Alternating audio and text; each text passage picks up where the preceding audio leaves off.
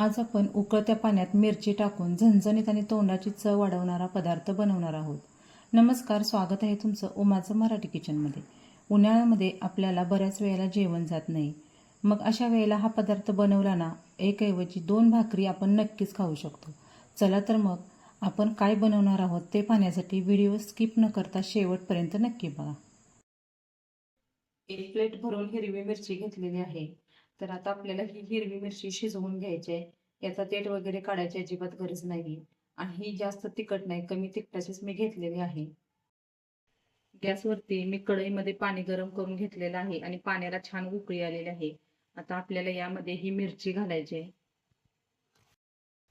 आता गॅसची फ्लेम आपल्याला कमी करायची आहे आणि याच्यावरती झाकण ठेवून आपल्याला 4-5 मिनिटं छान अशी मिरची शिजवून घ्यायची आहे. 4-5 मिनिटं मी मिरची अशी शिजवून घेतलेली आहे. आपण चेक करूया.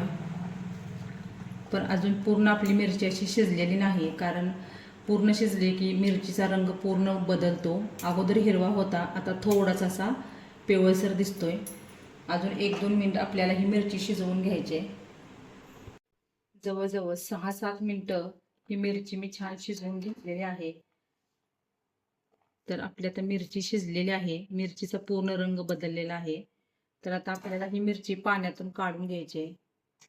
जर मिरची तुमची खूप तिखट असेल तर पाण्यामध्ये त्याचा तिखटपणा कमी होतो, म्हणून तुम्ही जरी तिखट मिरची वापरली तरी काही हरकत नाही.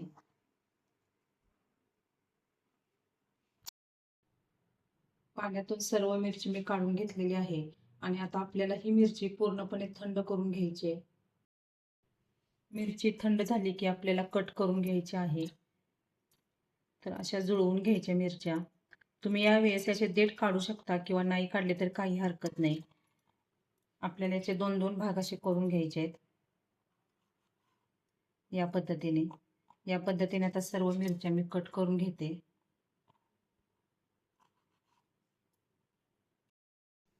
मिरची कट करून झालेली आहे. ही मिरची आपल्याला फोडणी घालायची आहे. तर गॅसवरती मी कढई ठेवलेली आहे, त्यामध्ये थोडंसं तेल घालूया. तेल गरम झालं की यामध्ये आपल्याला अर्धा चमचा जिरे घालायचे. जिरे छान तडतडले की आपल्याला यामध्ये बारीक ठेचून घेतलेलं लसूण घालायचं आहे. मी 10-12 पाकळ्या अशा ठेचून घेतलेल्या आहेत. लसूण आपल्याला तेलामध्ये छान असा भाजून घ्यायचा आहे. खरपूस असा भाजायचा आहे. लसूण छान खरपूस भाजला की त्यामध्ये आपल्याला कट केलेली मिरची घालायची.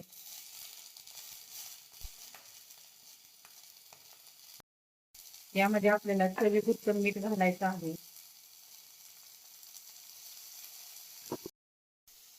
आता ही मिरची आपल्याला छान अशी या लसणामध्ये परतून घ्यायची आहे. एखादा मिनिटभर परतल्यानंतर लगेचच आपल्याला यामध्ये शेंगदाण्याचं कूट घालायचं आहे. शेंगदाण्याचं कूट असं मोठंच आपल्याला त्याची भरड काढून घ्यायची आहे, मोठंच वाटून घ्यायचं आहे. हे आता आपल्याला यामध्ये व्यवस्थित असं मिक्स करून घ्यायचं आहे.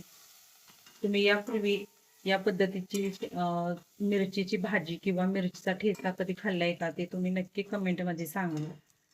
नसेल खाल्ला किंवा केला नसेल तर नक्की करून बघा, खूप छान होतो. शिवाय जेवताना तोंडी लावण्यासाठी हा जर ठेचा किंवा ही मिरचीची भाजी घेतली तर नक्कीच 2 घास जास्त जातील. तर हा मिरचीचा ठेचा किंवा मिरचीची भाजी अजून चटपटीत करण्यासाठी याच्यावरती अर्धा लिंबू पिळून घ्यायचा आहे. यामुळे मिरचीची खूप छान टेस्ट येते. मिरचीची भाजी आपली तयार आहे. ही तुम्ही जेवताना तोंडी लावण्यासाठी घेऊ शकता. यामुळे नक्कीच तुमच्या जिभेची चव वाढेल. ही रेसिपी तुम्हाला आवडली असेल तर व्हिडिओला लाईक करा आणि अशा झणझणीत आणि चमचमीत रेसिपीसाठी उमाचं मराठी किचनला सबस्क्राईब करा. पुन्हा भेटूया असेच एका नवीन आणि वेगळ्या रेसिपी सोबत. तोपर्यंत बाय बाय.